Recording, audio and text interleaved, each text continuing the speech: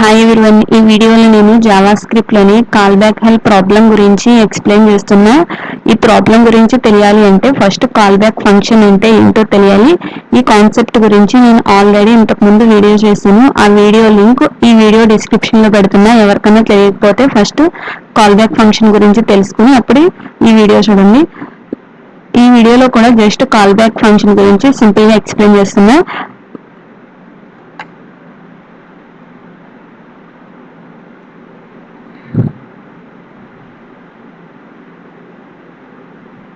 Call back function అంటే ఏంటి అని అంటే మనకి ఒక ఫంక్షన్ని ఇంకో ఫంక్షన్కి ఆర్గ్యుమెంట్ కింద పాస్ చేస్తే ఇలా ఆర్గ్యుమెంట్ కింద పాస్ చేసిన ఫంక్షన్నే కాల్ బ్యాక్ ఫంక్షన్ అని చెప్తారు. ఎందుకు ఇలా పాస్ చేయాలి అని అంటే దాని పర్పస్ ఏంటి అని అంటే ఇప్పుడు మనకి రెండు టాస్క్లు ఉన్నాయి, రెండు స్టెప్లు ఉన్నాయి. ఇక్కడ స్టెప్ 1 అయిన తర్వాత మనకి స్టెప్ 2 అనే ఫంక్షన్ అనేది జరగాలి. సో ఇప్పుడు మనం ఏం చేస్తున్నామనంటే స్టెప్ 1 అనే ఫంక్షన్ కి స్టెప్ 2 అనే ఫంక్షన్ ని ఆర్గ్యుమెంట్ కింద పాస్ చేస్తున్నాం.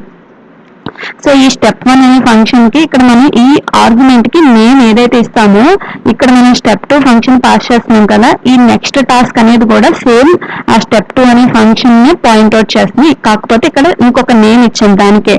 ఇప్పుడు మన రిక్వైర్మెంట్ ఏంటి అంటే స్టెప్ 1 లో యాక్చువల్ గా జరిగేది ఇది అయిన తర్వాత మనకి ఈ ఫంక్షన్ అనేది కాల్ అవ్వాలి. సో ఇక్కడ మనం నెక్స్ట్ టాస్క్ అని ఇక్కడ కాల్ చేస్తున్నాం. ఇక్కడ జస్ట్ ఆ ఫంక్షన్ రిఫరెన్స్ ఇస్తున్నాం. ఇప్పుడు ఈ స్టెప్ 1 లో ఇది ఆ స్టెప్ 1 లో ఎంత టాస్క్ ఉంటే అంత ఇక్కడనే జస్ట్ సింగిల్ లైన్ రాసి జనరల్ గా ఒక్కొక్క ఫంక్షన్ లో రియల్ టైమ్ లో 100 లైన్స్ అంతకు మించి ఎక్కువ లైన్స్ ఆఫ్ ఉంటాయి. ఆ 100 లైన్స్ అయిన తర్వాత ఈ నెక్స్ట్ ఫంక్షన్ ఏదైతే ఉందో దీన్ని ఇక్కడ మనం కాల్ చేయాలి. అందుకే మనం ఈ ఫంక్షన్ కి దీన్ని ఆర్గ్యుమెంట్ కింద పాస్ చేసాం. సో ఇప్పుడు మనం నార్మల్ గా ఈ ఫంక్షన్ అయ్యాక ఇక్కడ మనం స్టెప్ 2 అని కాల్ చేయొచ్చు. సో అప్పుడు కూడా మనకి ఏమవుతుంది, స్టెప్ 1 కంప్లీట్ అయిపోయిన తర్వాత ఈ స్టెప్ 2 అనేది కాల్ అవుతుంది. కానీ ఇక్కడ ప్రాబ్లం ఏంటి అని అంటే ఒకవేళ మనకి స్టెప్ 1 జరగడానికి కొంత టైం అనేది పడుతుంది. సో ఇప్పుడు మనం స్టెప్ 1 తర్వాత స్టెప్ 2 అనేది డైరెక్ట్ గా రాస్తే స్టెప్ 1 అయిన తర్వాత స్టెప్ 2 అనేది జరుగుతుంది. కానీ మనకి స్టెప్ 1 అనేది వెంటనే జరగదు. అంటే స్టెప్ 1 జరగడానికి సమ్ టైం అనేది పడుతుంది. అంటే ఇప్పుడు 1000 మిల్లీ సెకండ్స్ 2000 మిల్లీ సెకండ్స్ ఇలా ఎంత టైమో పడుతుంది. ఆ టైం అయిన తర్వాత మనకి ఈ స్టెప్ 2 అనేది జరగాలి. సో ఇప్పుడు మనకి స్టెప్ 1 జరగడానికి ఇంత టైం పడుతుంది కదా. సో అలా అంత టైం పడుతుంది, అంత టైం వరకు మనకి ఆ టాస్క్ అనేది జరగకూడదు. అలాంటప్పుడు మనం ఏం చేస్తాము, సెట్ టైమ్అవుట్ అనే ఫంక్షన్ తీసుకుని ఆ ఫంక్షన్ లో మనం ఏదైతే స్టెప్ 1 టాస్క్ జరగాలో దాన్ని రాస్తాం. సో ఇప్పుడు నేను ఏం రాస్తాను, console.log స్టెప్ 1 అని చెప్పి అని రాసాను కదా. సో ఈ సెట్ టైమ్అవుట్ అనే ఫంక్షన్ లో మనం ఇంకొక ఫంక్షన్ రాయాలి. ఆ ఫంక్షన్ లో యాక్చువల్ గా మనకి ఏ టాస్క్ కావాలో ఆ టాస్క్ ని ఇందులో రాయాలన్నమాట. సో ఇప్పుడు నేను ఆ console.log అనేది ఉంది కదా దాన్ని ఇక్కడ రాశాను.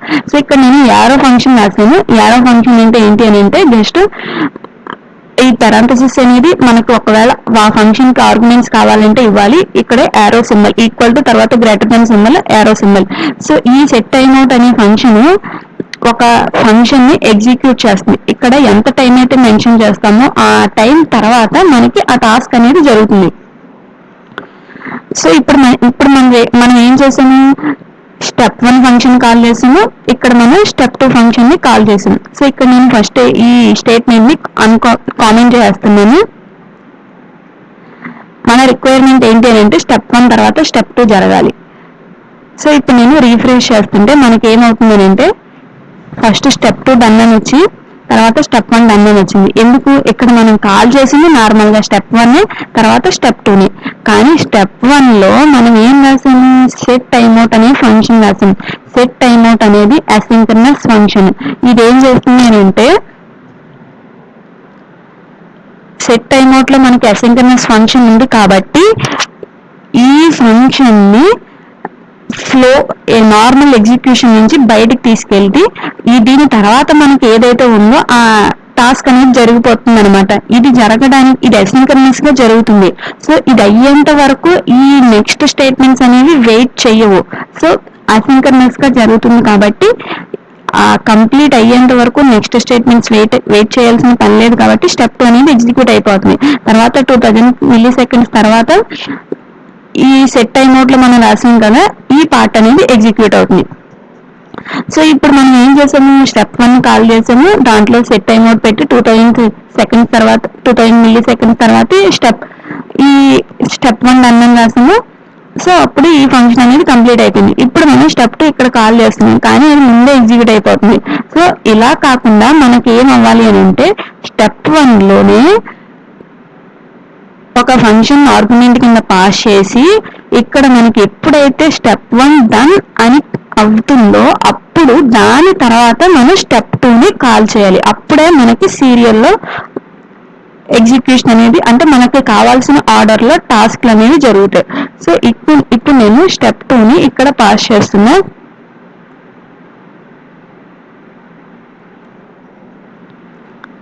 సో ఇప్పుడు ఇక్కడ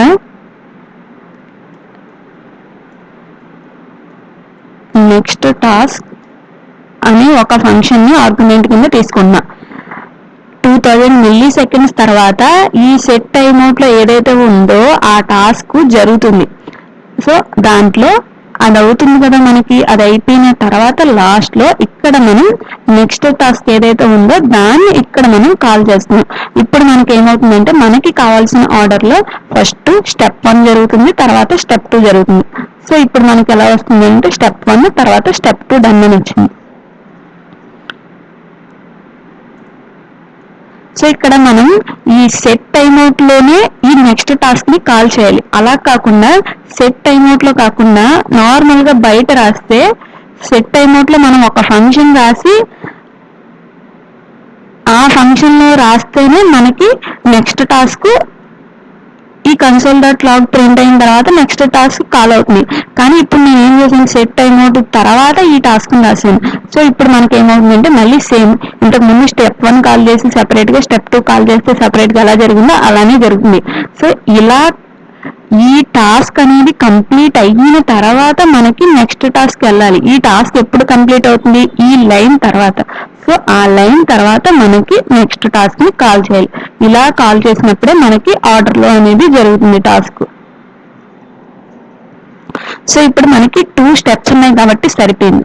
సో ఇప్పుడు మన రిక్వైర్మెంట్ ఏంటి అని అంటే 5 స్టెప్స్ జరగాలి మనకి.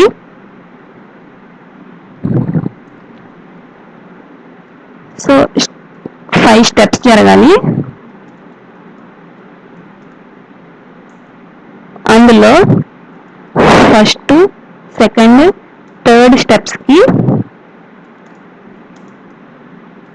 2000 మిల్లీ సెకండ్స్ టైం పడుతుంది. అంటే ఏంటి అంటే ఈ 5 స్టెప్స్ మనకి ఒకదాని తర్వాత ఒకటే జరగాలి. స్టెప్ 1 అవ్వాలి, తర్వాత స్టెప్ 2 అవ్వాలి, తర్వాత స్టెప్ 3 అవ్వాలి, ఇలా అవ్వాలి. ఇప్పుడు ఇందులో మనకి ఫస్ట్, సెకండ్, థర్డ్ టాస్క్లు జరగడానికి ఒక్కొక్క టాస్క్ కి 2000 మిల్లీ సెకండ్స్ పడుతుంది. 4th, 5th టాస్క్ జరగడానికి సపోజ్ ఎగ్జాంపుల్ గా ఇలా అనుకున్నాం. సో ఈ స్టెప్స్ కి 1000 మిల్లీ సెకండ్స్ టైం పడుతుంది అని అనుకున్నాం. సో ఇప్పుడు మన రిక్వైర్మెంట్ ఏంటి,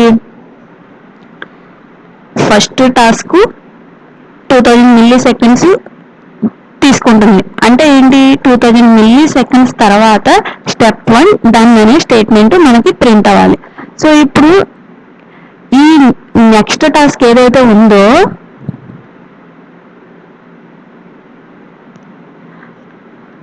ఇది మనం దీని తర్వాత వెంటనే కాల్ చేసేస్తున్నాం కాబట్టి వెంటనే ఇది ప్రింట్ అయిపోతుంది. కానీ మన రిక్వైర్మెంట్ ఏంటి, స్టెప్ 2 కూడా 2000 మిల్లీ సెకండ్స్ తర్వాతే జరగాలి. అంటే ఇప్పుడు మనం ఏం చేయాలి, దీనిలో మళ్ళీ ఇంకొక సెట్ టైమ్ అవుట్ అనే ఫంక్షన్ తీసుకుని అందులో మళ్ళీ ఇంకొక ఫంక్షన్ తీసుకుని లేకపోతే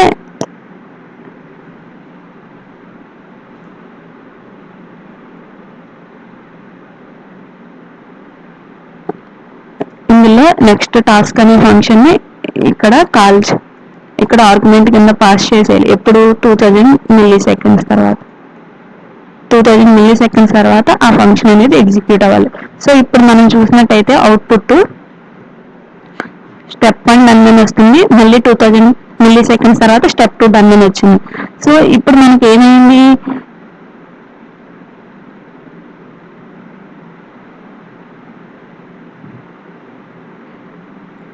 ఈ సెట్ టైం అవుట్ లో నేను ఈ నెక్స్ట్ టాస్క్ ని 2000 మిల్లీ సెకండ్స్ తర్వాత కాల్ చేయాలని రాసా. ఇప్పుడు నేను ఏం చేస్తున్నానంటే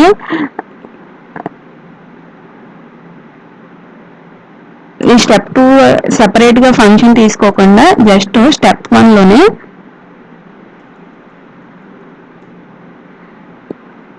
ఇక్కడ ఇంకొక యారో ఫంక్షన్ తీసుకుంది. సో ఇప్పుడు కన్సోల్లో స్టెప్ 2 డన్ అని రాశాను. సో ఇంతకు ముందు మనకి ఏ అవుట్పుట్ అయితే వచ్చిందో సేమ్ అలానే వస్తుంది. ఇప్పుడు కూడా 2000 మిల్లీ సెకండ్స్ తర్వాత స్టెప్ 1 డన్ అని వస్తుంది. స్టెప్ 1 అయ్యాక 2000 మిల్లీ సెకండ్స్ తర్వాత స్టెప్ 2 డన్ అని వస్తుంది. సో ఇక్కడ నేను జస్ట్ ఏం తీసుకున్నానంటే స్టెప్ 1 అనే ఫంక్షన్ ని కాల్ చేస్తున్నాను. ఆ స్టెప్ 1 అనే ఫంక్షన్ లో సెట్ టైమ్అవుట్ ఫంక్షన్ ని డిఫైన్ చేశా. ఇది అసింక్రోనస్ గా జరుగుతుంది. సో ఈ అసింక్రోనస్ గా జరుగుతుంది. ఇప్పుడు ఈ సెట్ టైమ్అవుట్ ఫంక్షన్ ఎన్ని సెకండ్స్ తర్వాత జరగాలి, 2000 మిల్లీ సెకండ్స్ తర్వాత జరగాలి. సెట్ టైమ్అవుట్ అనే ఫంక్షన్ ఎప్పుడు ఇంకొక ఫంక్షన్ ని ఆర్గ్యుమెంట్ కింద తీసుకుంటుంది. అంటే ఏంటి, ఇక్కడ సెట్ టైమ్అవుట్ అనేది కాల్ బ్యాక్ ఫంక్షన్ అనమాట. సెట్ టైమ్అవుట్ ఫంక్షన్ కి మనం ఏదైతే పాస్ చేస్తామో అది ఇన్ని సెకండ్స్ తర్వాత ఎగ్జిక్యూట్ అవుతుంది. సో ఇక్కడ నేను ఇక్కడ ఫంక్షన్ ని యారో ఫంక్షన్ డిక్లేర్ చేశాను అనమాట. సో ఈ పార్ట్ అంతా ఒక ఫంక్షన్, అది యారో ఫంక్షన్.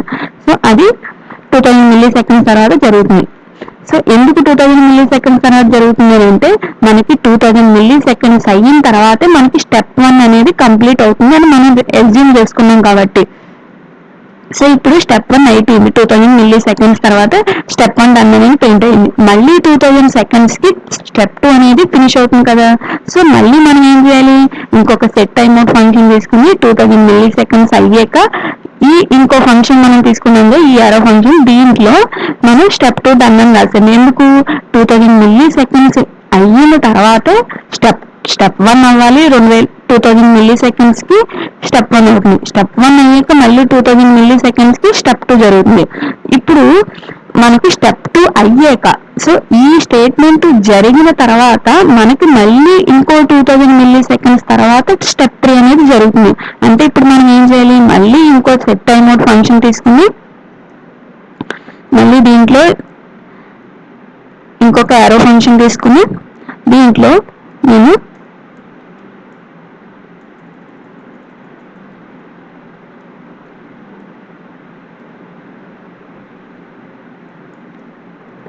స్టెప్ 3 డన్ అని రాస్తున్నా.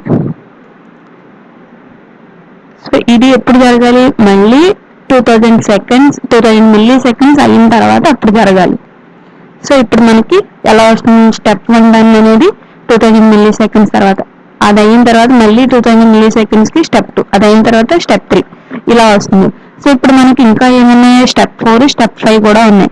ఈ స్టెప్ 4 ఎప్పుడు జరగాలి, స్టెప్ 3 అయిపోయిన తర్వాత జరగాలి. సో స్టెప్ 3 ఎప్పుడు అవుతుంది, మనకి ఈ స్టేట్మెంట్ తర్వాత అవుతుంది.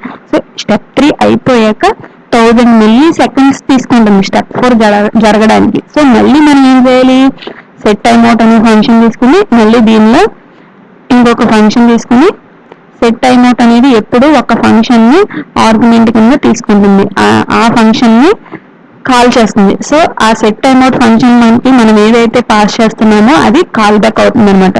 సో ఇక్కడ మనకి 1000 మిల్లీ సెకండ్స్, ఈ కాల్ బ్యాక్ లో ఏ స్టేట్మెంట్స్ అయితే రాస్తామో ఆ స్టేట్మెంట్స్ అన్ని ఒక ఫంక్షన్ లో రాయాలన్నమాట. So console.log of step 4 done. ఇప్పుడు స్టెప్ 4 అయింది, 1000 మిల్లీ సెకండ్స్ కి స్టెప్ 4 అవుతుంది. ఇప్పుడు స్టెప్ 4 అయ్యాక మళ్ళీ స్టెప్ 5 కూడా అవ్వాలి కదా. స్టెప్ 5 కూడా వెంటనే అవ్వట్లే. సో ఇప్పుడు మన రిక్వైర్మెంట్ ఏంటి అని అంటే, ఇంత టైం తీసుకుంటుంది కాబట్టి ఒక్కొక్క స్టెప్ మనం వెయిట్ చేయాలి. నార్మల్ గా మనం ఒకదాని తర్వాత ఒక స్టేట్మెంట్ తర్వాత ఒకటి రాస్తే వెంటనే ఎగ్జిక్యూట్ అయిపోతాయి. కానీ మన రిక్వైర్మెంట్ ఏంటి, ఇంత టైం అయిన తర్వాత ఆ టాస్క్ అవుతుంది కాబట్టి మనం వెయిట్ చేయాలి. సో ఇక్కడ మనం ఈ సెట్ అమౌంట్ ఫంక్షన్ రాయకపోతే ఒక స్టెప్ తర్వాత ఒకటి వెంటనే ఎగ్జిక్యూట్ అయిపోతూ ఉంటాయి. మనకు అలా కాదు, ఇంత టైం అవుతే కానీ ఆ టాస్క్ అనేది జరగదు కాబట్టి ఆ టైం వరకు మనం వెయిట్ చేయాలి. సో ఆ టైం వరకు వెయిట్ చేయాలి కాబట్టి ఇక్కడ మనం సెట్ టైమ్ అవుట్ అనే ఫంక్షన్ తీసుకుంటున్నాం. సో ఇప్పుడు మళ్ళీ కన్సోల్లో స్టెప్ 5 డన్.